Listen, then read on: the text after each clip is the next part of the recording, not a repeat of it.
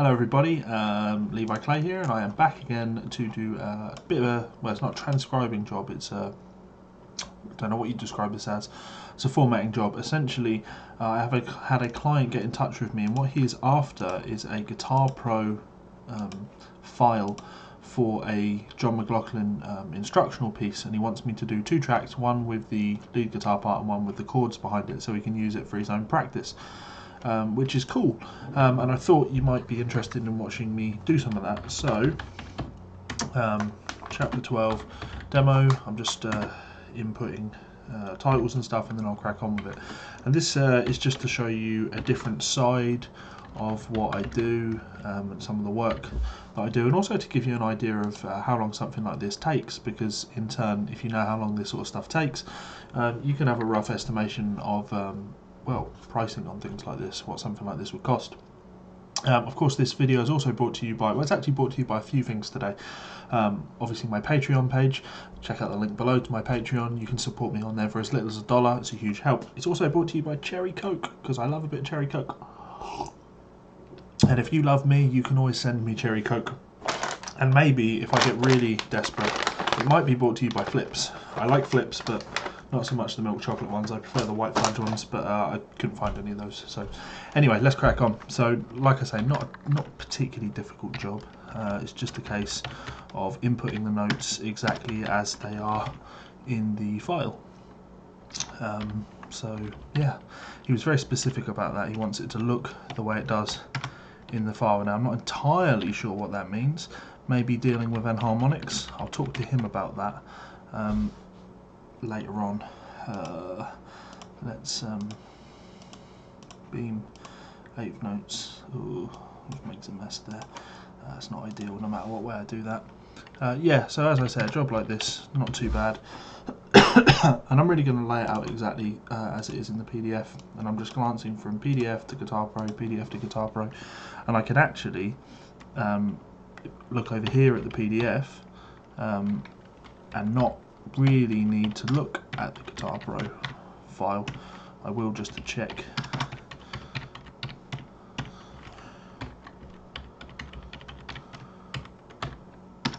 So yeah, quite a quick job. I'm not going to pretend that it's a fun job, because it's not. It's just repetitive. I'm actually going to go through and tidy this up, and if he's unhappy with me doing that, I'll change it, but you know, there's no reason why this should be written as a 16th note and then a 16th note tied into an 8th note. It could just be a dotted 8th note. Same principle there, there's just no need for it. No use having the extra ink being used, it just makes things a little bit harder to read.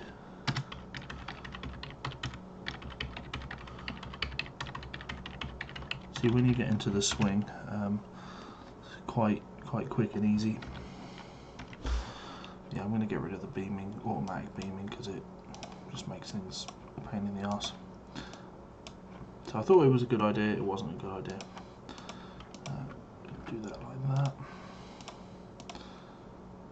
Oh, okay, so it also, oh no, that was automatic. Okay, ignore me. Don't need to ignore me, I'm not really saying anything. Yeah, so we're into month 3 of Patreon, which is awesome that we've got supporters on there for that long. I think I'm really enjoying it. It's a lot of fun, because we have our private Facebook group where people can request and ask questions, and you know, we get some tutorial stuff going on in there that's exclusive to those guys. That's a lot of fun. I really enjoy that, and obviously really grateful for that, because doing work like this doesn't well, you know, I get by. It doesn't make me a rich man by any stretch of the imagination. Though, you know, if you want to be a rich man, my advice would be do something other than music. I don't do this to be rich. I do this because I really enjoy music, and I really enjoy providing that joy to other people. Would it be nice to earn more money? maybe. I've always said actually that I would probably, no probably about it, I would teach for free. I would give a free Skype lesson to anybody. I would give many free Skype lessons to anybody. The only reason I don't, the only reason I charge, and I'm very cheap with Skype lessons, the only reason I charge is because if my Skype lessons were free, then I'd have 100 Skype lessons a week. And I don't have time for that, so I charge a little bit of money for my Skype lessons, and that just means that the people that have Skype lessons with me are, well, serious about learning. I enjoy the teaching side of things, and getting to meet people, work on stuff. Jobs like this also aren't too bad, because in this case, sorry, in this case, I'm talking to you and focusing on that. But usually, if I was doing something like this, there's no brain work involved, so I'd have either a TV show on my left screen, or put some music on, or I find instructional videos hard because then I'd need to focus on it. But background noise, so TV show, or a theistic debate, or a science lecture, or philosophy lecture, something like that, which I guess you might say that you should really pay attention to as well. But well, I guess they do distract me a little bit. If I hear something interesting, I stop and focus on it. So maybe this is actually more efficient than doing that. So we're on page 2 of 9. I'll do a couple of pages and then I'll go through and add the chords, just so you can see how I'm going about doing that. And I assume this is from John McLaughlin's This Is the Way I Play It. This client is an interesting one. He's a big Guitar Pro fan, and I don't blame him. I find it a fantastic tool for learning, because you can use it to, well, I'll give you an example. If you were working on this line here, you can go down here and set up a speed trainer, and we could start it at 50% speed, and it could go up to 100 with an increase in speed of 4% every, I don't know, 4 times. But to demonstrate, let's have it go up in speeds of 10% every repeat. So it's now just going to repeat that, and it will start at 50% speed, and then 60, then 70. And that's a helpful way to practice, and you can actually, if you want, put repeat the countdown on there, which will give you that tempo. So then we'd have this. Very good way to practice. Sorry, 2 seconds. Let's try that.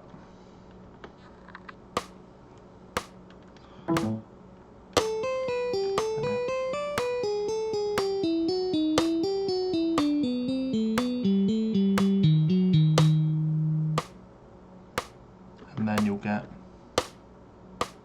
faster.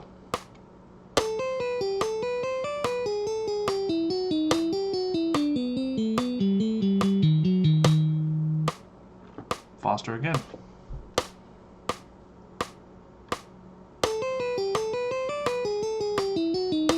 Now that's a great way to help you practice. It really is. A lot of fun doing stuff like that. Now obviously my speed trainer that I've set up there is probably a bit extreme, 10% increases every 1 time. I'd be more likely to have something like a 2% increase every 4 repeats.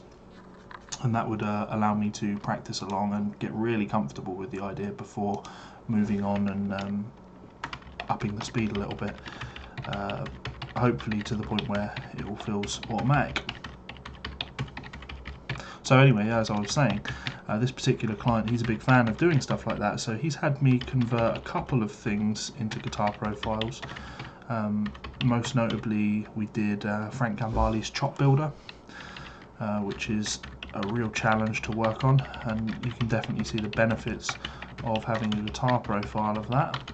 We did Lictionary, the MI book Lictionary, which didn't take me too long. Just handy little practice tools for him. So 8.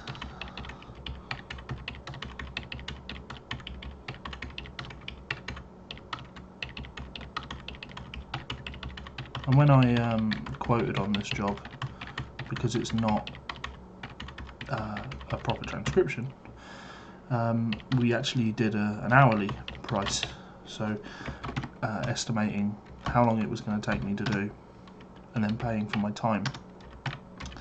And I'd estimated that it was going to take me an hour and a half to do these. Interesting, that's put in as an F flat, but it's a C flat 9/4 chord. Odd. C flat.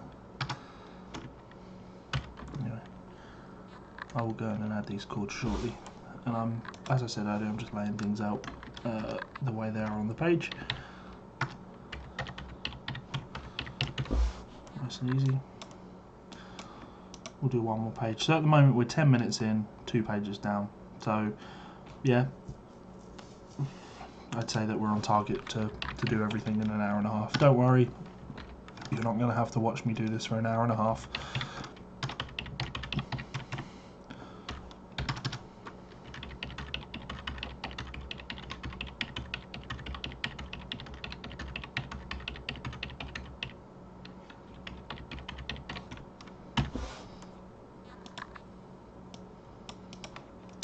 When it's a program you're comfortable with, in blowing my own trumpet, it's quite an impressive speed to be able to work at.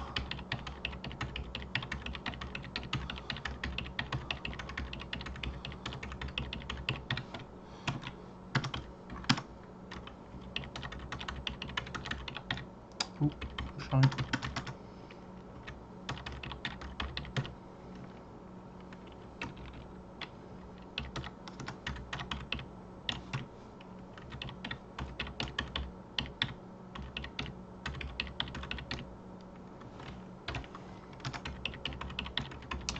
Just finish this page and then I will go in and add chords in.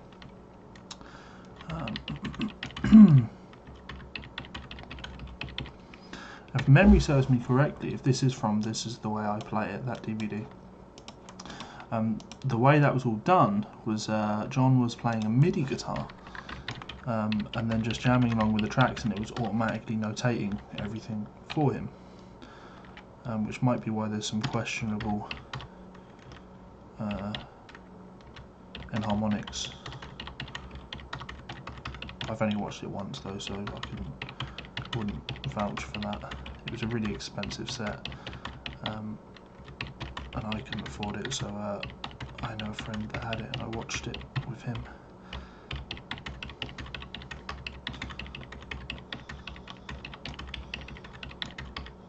And I was going to say I didn't really like it, I didn't think it was very good, I wouldn't rate it, but I can't decide if that was because it wasn't great or because I don't really like John McLaughlin's playing. Almost there. Kind of wish this was a live video, then I could talk with you guys and get some actual feedback, but unfortunately this is just a madman on his own, transcribing, well, formatting, and as I'm 13 minutes in, there's a fair chance that nobody will ever hear me say this stuff. So I tell you what, if you hear me say this, if you type in the comments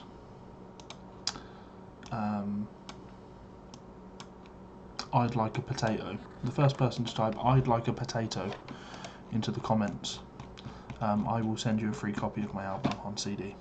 So it's 3 pages there. I'd like a potato. So now I'm going to add in a second guitar, clean, 6 string, and then I'm going to add the chords. Now, because there's no specification on how the chords should be played, this is really up to my discretion. But I am, to a degree, worrying about voice leading. So this is pretty automatic stuff for me, though. So an A flat 7, sharp 9, sharp 5.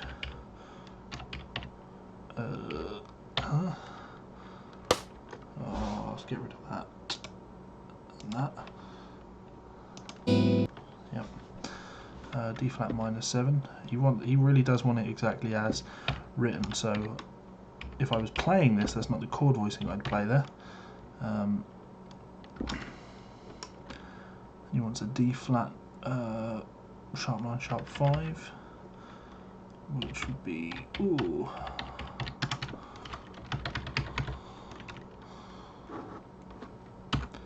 an F sharp minor 7,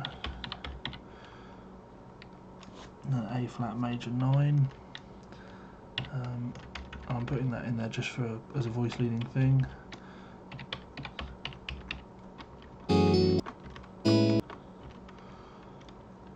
B over A. Let's go like that. A over G. Let's go like that. A flat triad. Let's do that. C7 sharp 9 sharp 5. So this is really chord knowledge stuff. I guess this is where some sort of musical expertise comes in, and you need someone that is a guitar player to be able to accurately put these chords in. D flat major 9 is coming in. You know what? I'm just going to put it in where it would, because that could have been put in there for many reasons.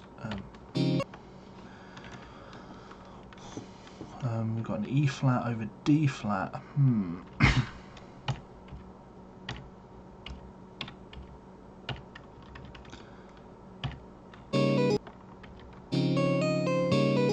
Yeah. D flat over B flat.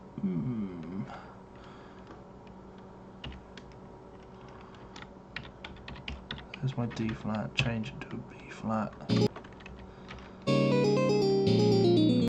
Odd chords. And we've got a C flat 9. C flat 9 sus 4 would be 2 2 2 2. Oh, that was for a whole bar.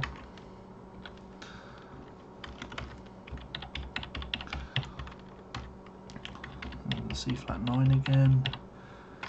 Oops. C flat 9 sus 4. C flat 9 again. I've kind of lost track of where I am. Don't tell me. You can't, you're not there. 2. 9. Okay, C flat 9 sus 4. That's for half a bar. C7 sharp 9 sharp 5. F minor 9. B flat minor 11.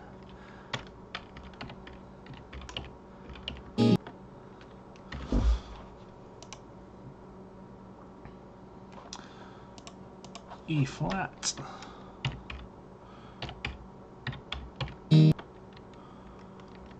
To G minor 11. A minor 9.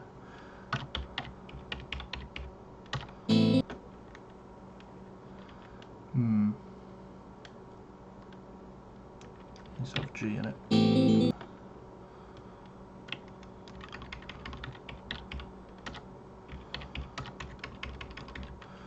E minor 11. How do I want to notate that? Let's go for that'll work. To a D minor 11. Is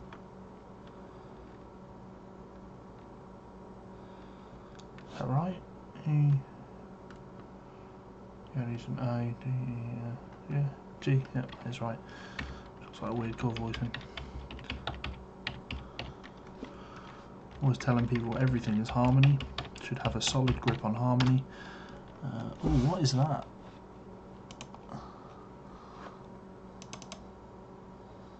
E minor 11.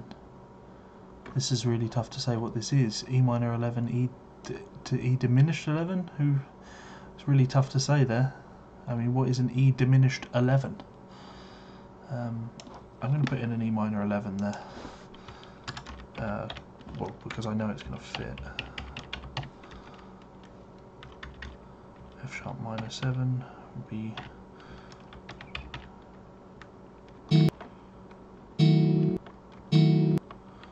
doesn't sound very nice. And then a B over D sharp.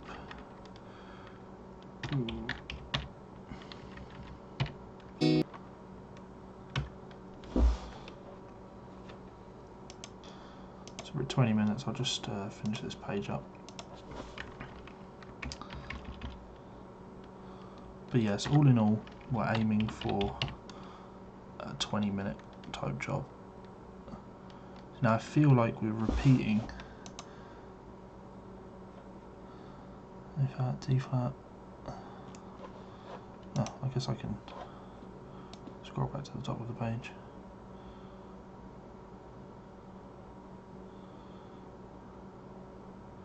So now I can do some copy and paste work, which saves me a bit of time. So that's copied, F sharp minor, A flat major 9, B over A. Ah, no, okay. I mean, yes, I just need to change that chord. I can do that. F minor 7, F7 altered, B flat minor 7, D flat major 9, E flat, yeah. We've got 1, 2, 3, 4, 5.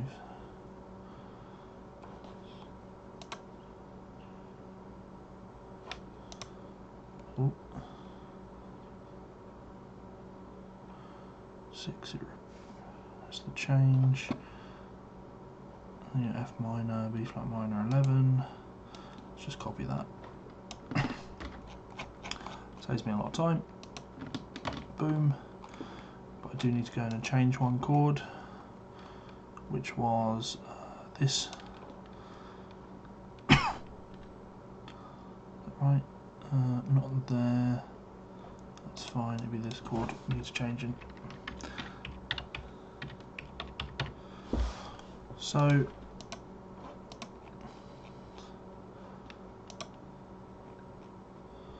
F minor, B flat. I'll finish this page and I'll hit play. So E flat. Fun times. G. See, I don't think I've ever seen this terminology. G diminished 11th. Would that be a diminished chord with the 11th added, with a D in the bass? This is a real tricky one for me to have to notate, but I'll do it anyway. So let's go and do that. You want a D in the bass, which really clashes. Ooh. Oh, that really clashes. That's not right. I'm just sort of sitting here in silence because I don't really know what to make of that. Cool. We'll leave it exactly as requested.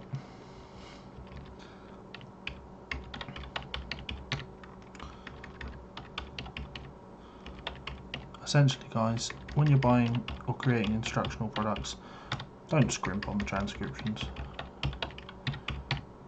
Either do them yourself or just pay someone to do them well. It makes all the difference. It makes your product look more professional.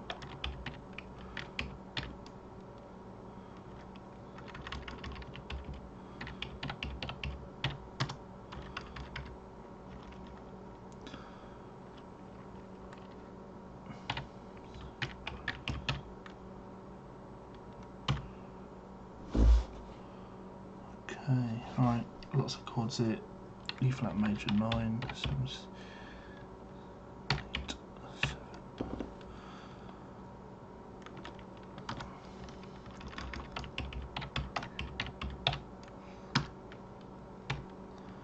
F sharp over A.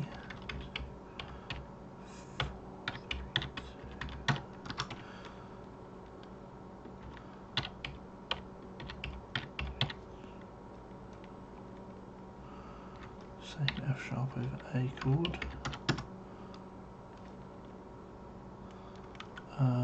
Ooh, falls in a slightly different place.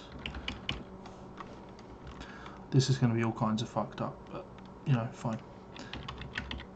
A flat triad over a C flat bass note.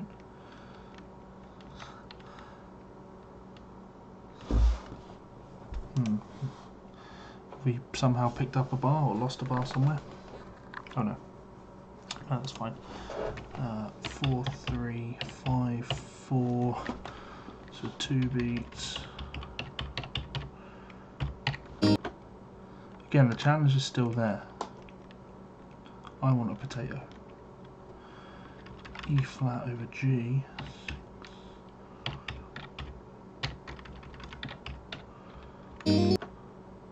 Okay, so let's take a listen to this mess. I don't think there's a tempo marking on it. Oh, it was actually transcribed. Kevin Michael transcribed this. So we have this.